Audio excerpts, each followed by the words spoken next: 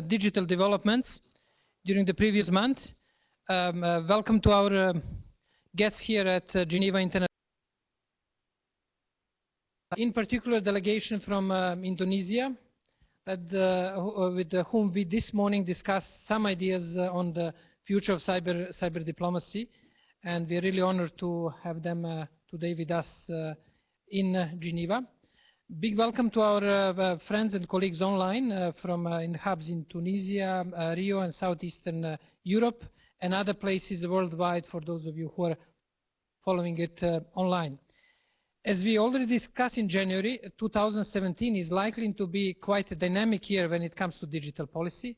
Developments are picking up, and February has been very busy month in the field of digital policy, as you can see from the digital GIP newsletters, monthly newsletters. We'll follow today our usual patterns of the monthly briefing. We'll start with a survey of the main events. We'll go quickly through the barometer, and then we'll focus on four trends that we think were the gaining momentum during the previous few weeks. And then we will open the space for questions here in the room and questions online. And our briefing then will move to the regional updates from the Tunisia, Rio, and Southeast Europe. We'll start now with the. Could I have the first slide, Harvin? With a quick summary of the major events. As you can see, it was a short month, but quite packed with the events. The few are quite important, related to cyber security. Munich Security Conference, which is traditionally held in February, an important event. One of the first engagement of the new US administration with international actors in Europe and beyond. For cybersecurity was high on the agenda, and the Global Commission on Cyber Stability was established, as we will hear later on. UN group of government experts had a meeting last week here in Geneva, advancing the drafting on their report. And now at the end of the month, we have two important events during the month of March here in Geneva, and cyber will be one of the important issues. Next. Our barometer is, as you can see, showing somewhere increasing, mainly increasing pressure, somewhere the same pressure. In global IG architecture, there was an interesting proposal, and we'll reflect in more details during the trends phase from the Microsoft, suggesting the adoption of Geneva Digital Convention. There were quite a few discussions on sustainable development. Security was high on the agenda because of the already mentioned Munich conference, UNGG meeting here in Geneva, and also publishing of the Tallinn report, the second version of Tallinn report, covering a wider range of digital policy issues. In e-commerce and internet governance, we have in the internet economy, we have more or less the same trend, and quite a few issues related to the position of Uber as a company worldwide, juridical cases, and also government decision impacting the future of Uber. Malta proposed that Europe should become the Bitcoin continent, which is an interesting proposal by Prime Minister of Malta. In the field of digital rights, there were quite a few developments in Cameroon by having the whole region of the Cameroon removed from the internet for the explanation from the government for security reasons. And you can see all details in the document that we circulated. Next slide, Armin. On the jurisdiction issues, there is a ruling of the Philadelphia judge on Google search engine results, and we'll focus on it later on. And on infrastructure, one of the long disputes and important disputes on internet governance was settled in the United States on the .Africa domain. The court in California ruled that objections to assign the .Africa domain to the African commissions were not didn't satisfy the legal requirements. Therefore, now ICANN can delegate the management of .Africa to the African Union Commission and the company which was assigned by African Union Commission. On the question of infrastructure, there is a Cisco report, 2017 report on cybersecurity, indicating one of interesting developments, increase of spam traffic on the internet, mainly through the use of Internet of Things, of botnet for the spam traffic. Net neutrality has been more or less neutral, as you can see, but we can expect more storms, especially after the new chairman of the FCC, Federal Communication Commission, was appointed in the United States, who is the vocal opponent of the principle of net neutrality. New technologies are developing very fast, and new, mainly Internet of Things devices are coming on the global agenda. Application of drones for the services in Dubai. Dubai is considering regulating use of the drones for the delivery and other services in Dubai. Next. Now we'll focus on out of those major developments, we'll focus on the few top trends which mark the last few weeks. Next. The first one, more on the symbolic level and more of indicating the long-term trend, is the Microsoft proposal for the Digital Geneva Convention. For those of you who have been following these developments, you can have the broader context why it is happened. Mainly private companies and Microsoft are realizing that the cooperation with the governments in the field of cybersecurity will be essential. And Microsoft has a long history of engaging with the diplomatic processes through OSCE, through UNGG, United Nations Government Group of Experts. Therefore, it is in a way expected development coming from them. There are many open questions, and while it sounds really important, and the major developments, there are questions: what should the Geneva Digital Convention regulate? How should it be implemented? Should it deal with national security or human security? As you know, Geneva Convention, humanitarian conventions are dealing mainly with human security, because Microsoft is mainly pointing to the governments and their responsibility in cybersecurity, while using the humanitarian convention, Geneva, as the main analogy and inspiration. There are many questions, and I'm sure that there will be a lot of discussion.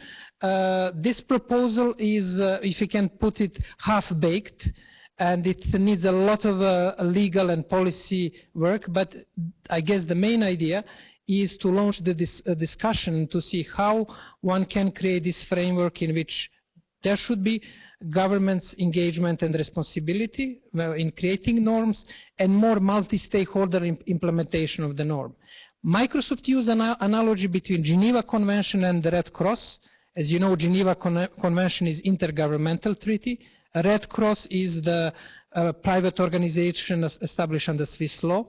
They also use analogy with the International Atomic Agency, as when they try to focus on the need for expertise in identifying the source of internet attacks. Next. Well, the fake news, I'm sure that we can spend hours, if not days, discussing the fake, false news, post-truth, and the other issue. Fake news are quite dominant in the public space, and there are the discussion, there is a growing concern of users, governments, internet companies, and the main focus on the question what should be the role of intermediaries, internet companies on which platforms the fake news are usually distributed. They're referring mainly to Facebook, but also Twitter and other internet companies. There are many open issues. This question how to define it, what is the difference between fake and false news, the question of truth, the reality aspects, and the discussion on fake news has everything from real philosophical considerations to pure security considerations. It is now in a focus after the main focus in the United States. Now with the approaching elections in France and the European countries, there is more and more discussion how to regulate that in different European countries. The question, there are few solutions. One is automatic filtering by using artificial intelligence applications of the content on the internet and identifying what could be considered to be a fake news. Next, please. Next major development, I would say more structural, is related to the focus on jobs when it comes to the, one can say, broader socio-political and economic life. As you know, in the US presidential elections, the sort of question of jobs and economic development was highly prominent. It is also now reappearing in different policy discussion in election campaigns worldwide. One structural issue that we noticed in discussion is that many jobs which are lost due to the digitalizations cannot be basically recreated. And that deeper structural question is represented by this Schumpeter cycle of innovation, where you have the creative destruction. Some jobs disappear and other jobs reappear. But as you can see, the cycle with the digital field is becoming much more shorter. Therefore, there is one question which is now looming in the public discussion. If you cannot recreate the jobs, how you can basically provide some decent income for the citizens? And the US, French, one of the leftist French presidential candidate proposed a tax for robots to compensate workers whose jobs become obsolete due to the technological developments. The argument is that somebody benefits from the robots, and those who benefit should pay taxes. From that taxes, universal basic income should be distributed. Universal basic income is the income that is guaranteed for all citizens. It is discussed now. In India, in one context, Scotland and Finland, there was a referendum in Switzerland which was refused to introduce universal basic income. Therefore, income that is assigned to citizens regardless of their job status or needs. Therefore, that is going to be very likely an important issue in discussions, more currently academic, philosophical, but gradually moving. We heard that ILO is also in some think tank mode discussing, thinking of how to address this issue. ILO is International Labour Organization. Next. The last and the global trends is using search warrants for data stored overseas. As you can recall, in 2016, Microsoft challenged requests for access of emails requests by US authorities for request to access of email which was stored in Microsoft servers in Ireland. And Microsoft won this case. Now we have the new case in Philadelphia, which was ruled this month, where Philadelphia court ruled that Google must comply with FBI search warrant and hand over data stored outside the United States. And the first reaction from Google was quoting the precedent with Microsoft. And that case will be discussed. This trend reconfirms the general trend that we announced at the beginning of the year, that the courts will be increasingly shaping global digital policy. All the vacuums that exist will be basically filled by courts, because citizens have a right to justice, and they can approach the court and they can basically get the ruling. And judges, with their limited, mainly legal focus, not overall technological, economic, will be deciding on these issues. We'll have more cases related to Uber. We have one case in Brazil, waiting for the European Court of Justice ruling on the status of Uber. Is it transportation on information company? That will continue as a trend. Next. What can we expect in March? As you can see, it will be quite packed week with many developments.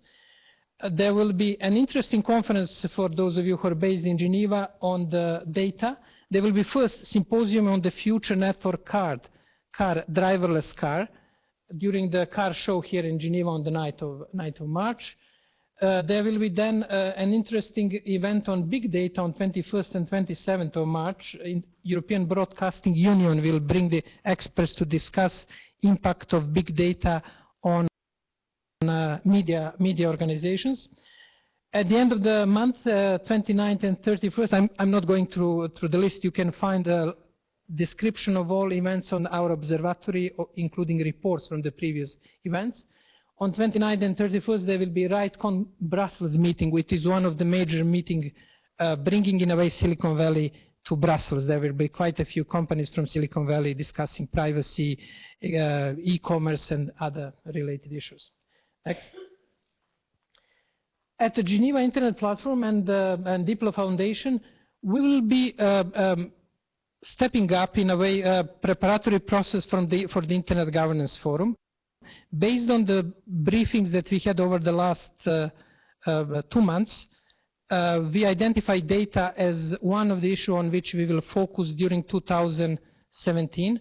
There will be further consultations on the importance of data security, economic, human rights, and other aspects of data. We will have in February we had a briefing for heads of missions of Southeast Europe. The digital letter is out, and just-in-time course on internet governance, which started and which is going on. In March, there will be call for assistant curators for GIP Digital Watch, and on 28th of March, we'll have a briefing, end of the month briefing for March developments. Next. We will be basically, before we move to the local hubs, and I would like to open the floor for the comments and questions here in Geneva, and also for our online participants who will pass the message through Barbara.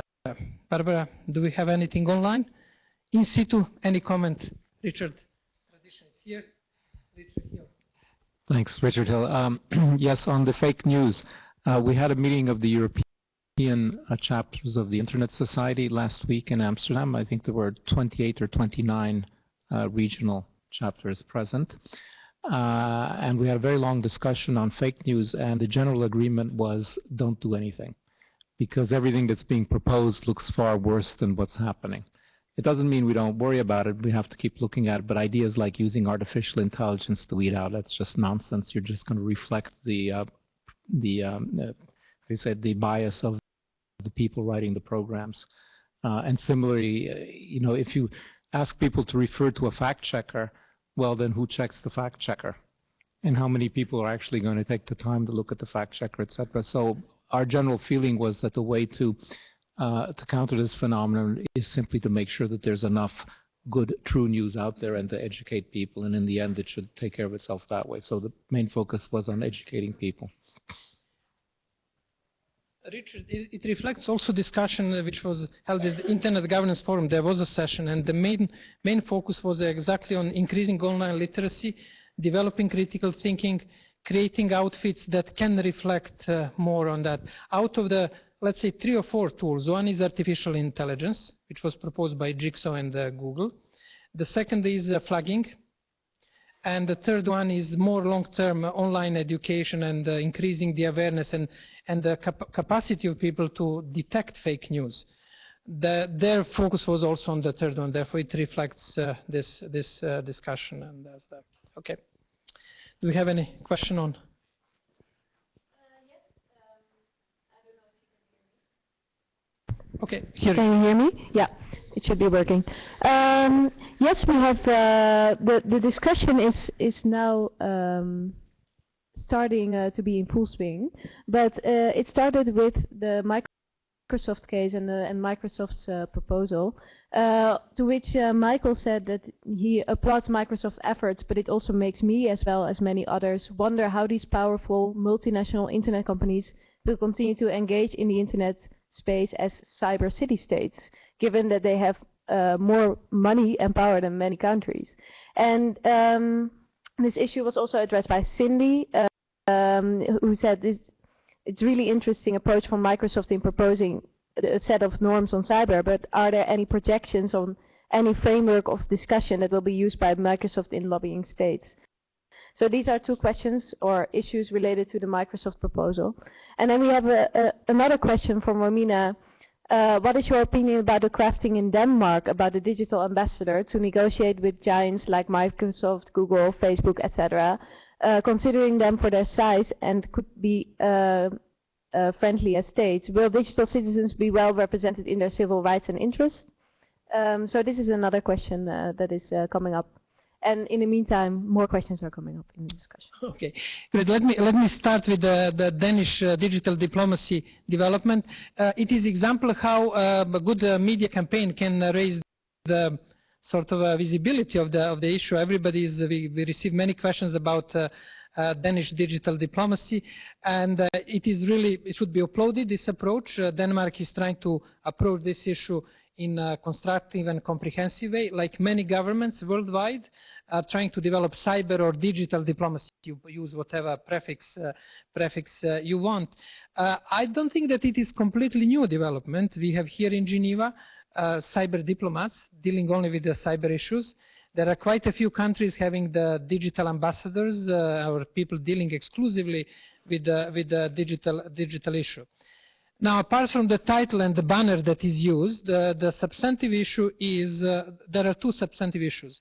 Are those digital ambassadors going to cover digital space in a comprehensive way, or only focusing on cyber security, which is usually, let's say, bias of many ministries of foreign affairs? In many ministries of foreign affairs, the entry point is the question of cyber security. Therefore, this is the first question. Are we speaking of cyber security or digital diplomacy, where it includes trade, security, human rights, culture, and other things? The second issue, which is important, is are those ambassadors going to engage internet companies, as the Danish proposal is focusing on? And here we have already some developments. Quite a few countries have a strong consular representation in San Francisco, which is de facto embassies to Silicon Valley. The general consulate in San Francisco are covering basically interaction with the most vibrant internet ecosystem in the world. And the question is, for example, will the future Danish digital ambassador focus on the negotiation with Facebook and Google on data protection, cyber security, and other issues? Those are, I would say, two issues: comprehensive approach, multidisciplinary, not only cyber security, and second, is this digital ambassador going to engage in this discussion? On the question of Microsoft, obviously the internet companies are quite rich. They publish their financial results at the beginning of February, and income of some of the major players could be compared for the two medium-sized countries, with and that's the financial reality. Now, what one has to admit and to indicate and to praise in the question of Microsoft, they have been always very, very responsible player, the most responsible in the internet industry when it comes to engagement with the public policy. They were, obviously, they have experience and history in dealing with governments. They have been selling the servers to governments for the last 15 years. Therefore, they develop understanding of how to interact with the governments. And the question of the size and the power is going to be there. I'm always the strong supporter of check and balances and as transparent space as it is possible. And this is probably the best cure to have a reasonable public policy introduced in such huge discrepancy between some small states and developing states and huge internet companies on the other side. Do you have any?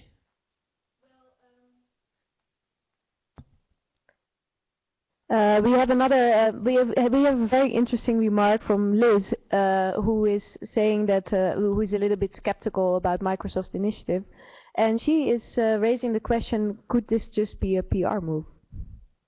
Okay, that's a good point. Well, as always, Liz is specialist for public diplomacy. She's teaching public diplomacy, and one can find some arguments for this view. Especially when it comes to relatively undeveloped concepts and the legal and policy consequences. There are many open questions. Therefore, if we speak about maturity of the proposal, one could go that far and possibly interpret it as a PR move. I don't think that it's a PR move because I think there is a genuine concern. Microsoft is spending $1 billion annually on cybersecurity.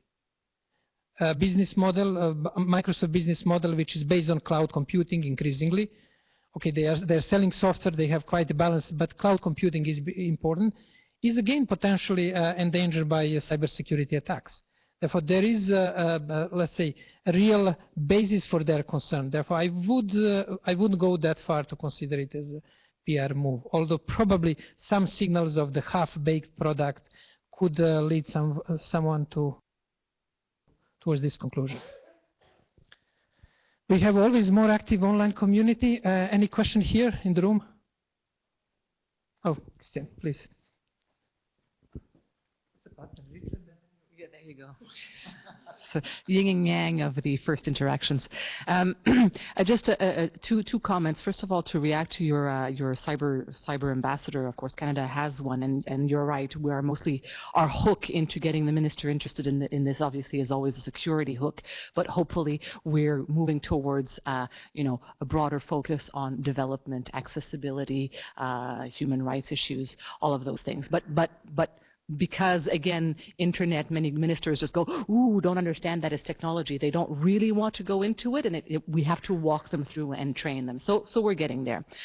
We have a mission not only in San Francisco, Canada, but we also have one in Palo Alto directly. However, I have to nuance that. It is not specifically for diplomacy as much as it is for trade exchanges and commercial interests that are held out of there.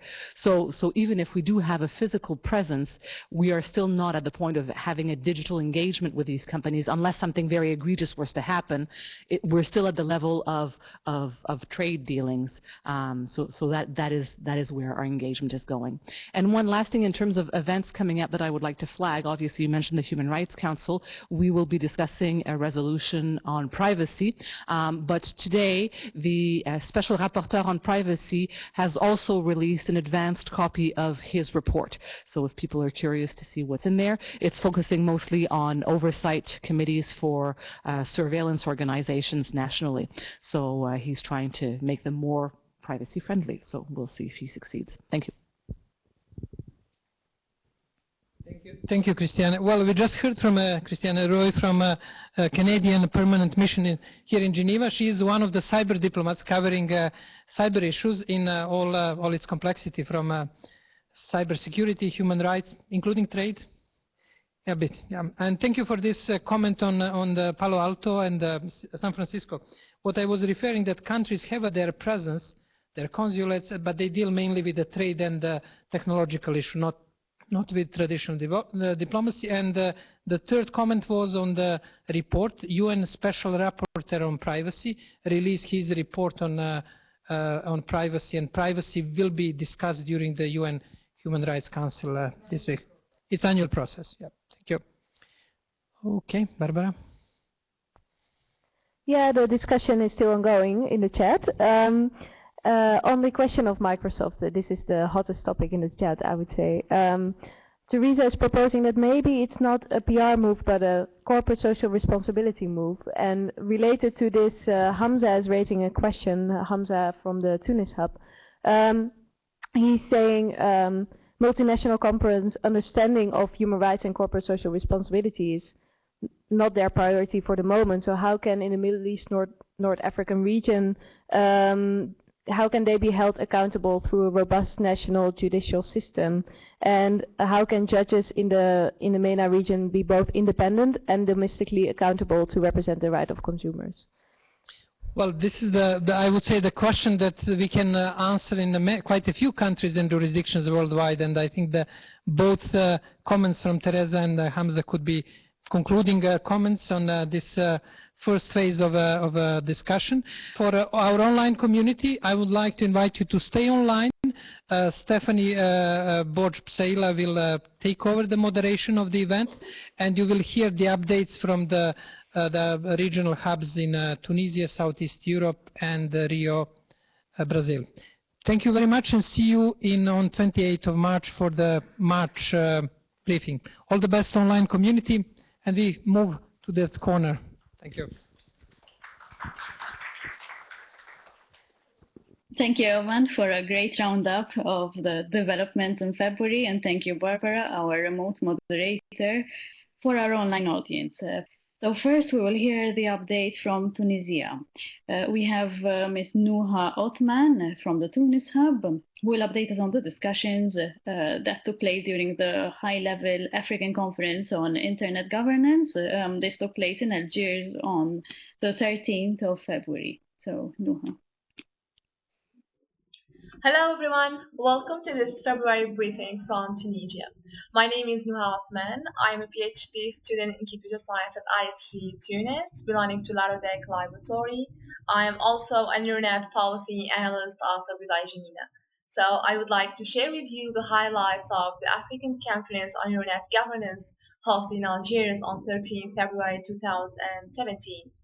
So it was like a high-level meeting organized by the African Development Bank and the International Telecommunication Union, and was mainly marked by the participation of African Ministers of Information and Communication Technologies, representatives of the African Union, as well as experts in the field of Internet governance. It was a great opportunity to exchange views and experiences between 24 African countries and to discuss the main concerns around Internet governance in order to give a boost to effective cooperation in Internet governance between African states.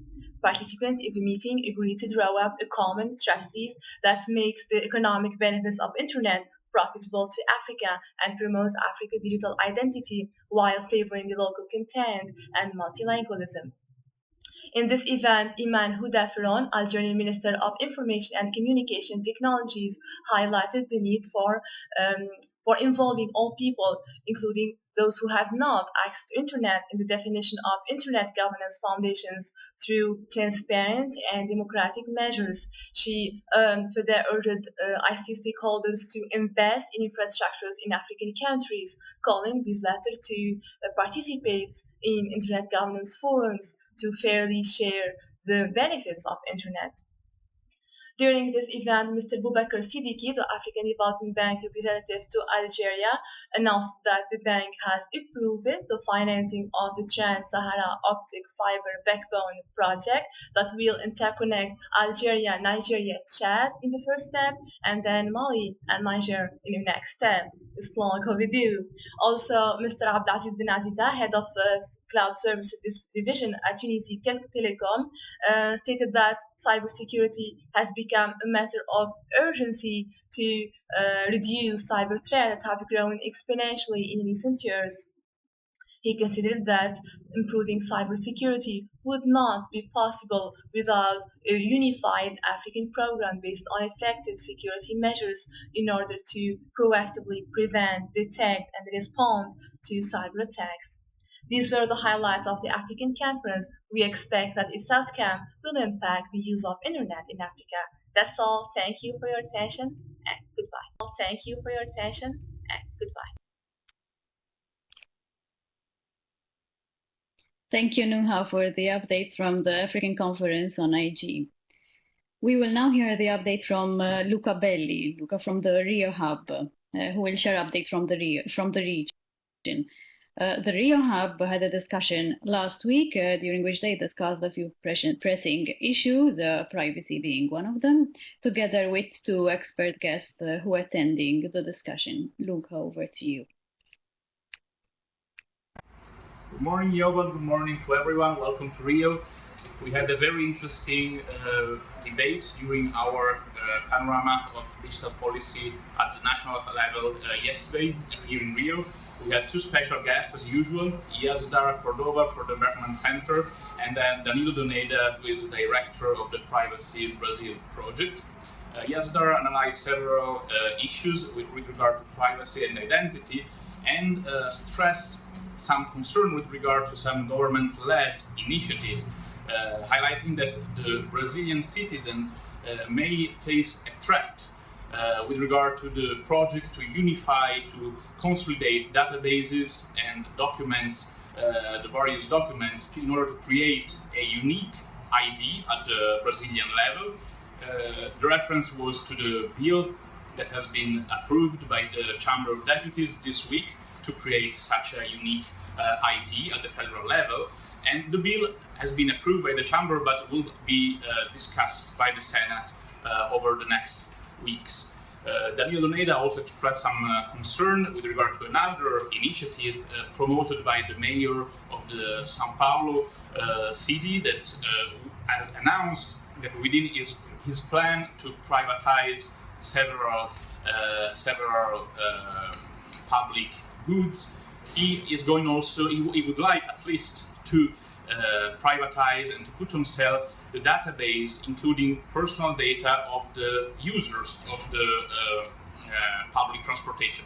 This announcement has raised several concerns and several critiques from observers that have stressed that the users of the public transportation in Sao Paulo have never expressed their consent to sell their personal data. Another announcement came from the federal government that announced the end of the consultation on the Internet of Things. More than 2,200 replies were submitted to the consultation, and those replies will be used to elaborate a national strategy on the Internet of Things for the next months. The government also announced the elaboration of the first Brazilian digital strategy. The government has created an interministerial working group that will meet over the next months and will produce the first Brazilian digital strategy to be released over the next months. This is all for today. We wish you an excellent carnival, and we will speak next month. There was a forum in Bulgaria in early February and a similar forum in Istanbul, both organized with support from IC and the Internet Corporation for Assigned Names and Numbers. And in the field of artificial intelligence, which is gaining quite a bit of attention recently, there has been an event in Tirana on 22nd, and we have some short updates and overviews of what happened at these events in the summary, so I will not go through them now. Cybercrime, Greece has ratified the Budapest Convention on Cybercrime, which was also in the quiz earlier. So it became the 52nd state ratifying this convention. And in Ukraine, a new hacker was sentenced to 41 months in a US prison over identity theft and conspiracy to commit wire fraud. Basically, he was operating some botnet involving around 30,000 computers infected with malware to gain control over individuals' computers and collect data related to credit cards and e-banking. Child Safety Online. Earlier this month, as I'm sure you will know, it was the Safer Internet Day celebrated on 8 February. And in the context of this celebration, several countries in the region had held some events. There have been some publications launched, and here we have only a few examples. In Croatia, there was a research showing that primary school children spend up to 5 hours a day on the internet, that most of them are accessing internet via mobile phones, and that 90% of them have Facebook accounts. And in order to assist parents in keeping their children safe online, there has been a handbook launched and a portal basically providing some kind of recommendations and guidelines on how to keep children safe as much as possible online. A similar study conducted in Bulgaria showed that kids are using the internet and digital technologies at an increasingly younger age, but that although they do have digital skills and technical skills, they are not always using this to take advantage of the opportunities offered by the internet or to keep them safe online. A couple of events happening in the region in the field of cybersecurity and cybercrime in Nicosia, Yerevan, Kiev, Belgrade, and Sarajevo. In the economic field, a new study in Romania showed that in 2016 the e-commerce market increased with some 30%, which is quite huge for the country, and the data that was published was only related to tangible goods, not buying a plane ticket or making a reservation for a holiday. In Croatia, the country's first business-to-business e-platform for agricultural product has been launched, and this is basically aimed to assist agricultural startups in the country to access foreign markets. In Serbia, fees related to the processing and publication of electronic financial statements can be paid online via credit card. Apparently, this is a new development because up to now, such fees could only be paid via e-banking, and this has been having some troubles.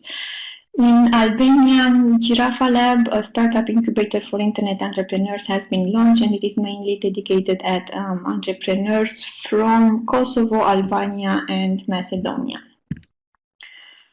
Development in Serbia, the government has decided to introduce computer science and ICT as a compulsory subject for 5th grade students starting the next school year, and this is basically aimed to help children develop their algorithmic thinking based on whatever abilities they have by the 5th grade. In Bulgaria, there was a decision by a court to oblige the government to introduce voting machines in every polling station for the March elections. The government said that, well, they need to comply with the court order, so they will introduce voting machines, but the Electoral Commission raised some concerns, saying that this might be a bit problematic given the short time frame left and the fact that not all users will be trained to use these electronic voting machines. In Bosnia and Herzegovina, the Sarajevo Public Library purchased e-book reader Kindle. Development few events in Crete, Belgrade, and Sofia. Human rights and content policy. In Romania, as I'm sure you all know by now, there have been quite intensive and huge protests in the country in early February, well, up to middle February. And in the context of this protest, the Minister of Internal Affairs had a very inspired decision to publish a list of journalists and politicians that have allegedly promoted the protest via social media. And of course, human rights activists and the media itself reacted, saying that this is a bit of an attempt to downplay the rights to freedom of expression. In Ukraine, and this is the country in the quiz earlier, the government has asked Facebook to develop a verification mechanism for unreliable news, as it says that such fake news are actually a risk to freedom of expression and democracy in the country. And in Moldova, policymakers are discussing changes to a draft Big Brother law that has been discussed in the parliament since April 2016. Apparently, the initial draft of the law has raised some concerns in terms of human rights, surveillance, and other activities performed by secret services in the country. In terms of events, there was an event organized by the OSCE in Chisinau, Youth and Prevention and Violent Extremism, a workshop on perspectives from the Black Sea region. And the list of upcoming events, I will not go through them. You can see them on the screen, and they are also in the monthly summaries. And this wraps up the overview of what happened in our region in February. We might have missed some developments or some events, and this is why I will reiterate our kind request to you all to please help us get a hold of what's happening in the region and include those developments in the next month's summary. I'm not sure if there are questions or other comments, but I will stop here with the overview of developments. Thank you. Thank you, Serena. Great overview. There were a couple of interesting updates that we commented in the chat. Well, different people found different updates interesting. I personally will have a comment later on one of those, but in the meantime, I wanted to invite everyone, if we missed something, to either add to the chat now or simply ask for the floor, and then we can add. And I'll misuse the opportunity to add one event that I spotted in the news, which was, I don't know if we have anyone from Montenegro, that they reported that they had a series of cyber attacks somewhere in mid-February, mid-February, I think. Series of cyber attacks against various online services, including media and I think e-government services and so on, and they are trying to locate the perpetrators. They did not comment whether nation state is behind or whatever, as they did previously before the elections, when they kind of attributed some of the attacks to Russia. The other one that I know, but I don't know if Arvin is available to put up a brief comment. There was there were two events in Belgrade about Bitcoin and cryptocurrencies, and they were quite interesting. I don't know, Arvin, if you can take a mic quickly. Switch it on. Can you hear me? I guess you can. Yeah. Yes, we had an interesting two events in Belgrade regarding the regulations around the cryptocurrencies and virtual currencies, and altogether in the South European area. And one conclusion from all those meetings with national banking institutions and people from national finance institution is that the region of Southeastern Europe will actually follow the lead of European Union on this, especially on the Central European Bank, and it will actually implement the regulative on e-money from the Central European EU Bank. So no, basically we were told by the national banking authorities that there is not going to be any moving forward new regulation or any kind of legislation regarding to crypto and digital virtual currencies. Basically, the whole region will follow the European Union path on this. In short. Good. Thanks, Arvin. Anyone that wants to add any updates that we might have missed, or possibly the events that are coming in the next period that we should all be alerted? Michael. Switch on. Thank you. This is Michael Ogia. There's going to be a peering forum in Ljubljana in March. I want to say between March 22nd and 23rd. And it's about? I think it's a peering forum, so I think it's going to be focusing on technical issues, specifically in Slovenia, but I think it's also open to others, for anybody else interested in especially Southeastern European issues. And I think there's going to be a specific focus on internet exchange points, IXPs. Good. Okay, anyone else also here that want to announce anything that's coming or that happened? That's it? Okay, Dusan, you've been traveling a lot. You could report on some of those events.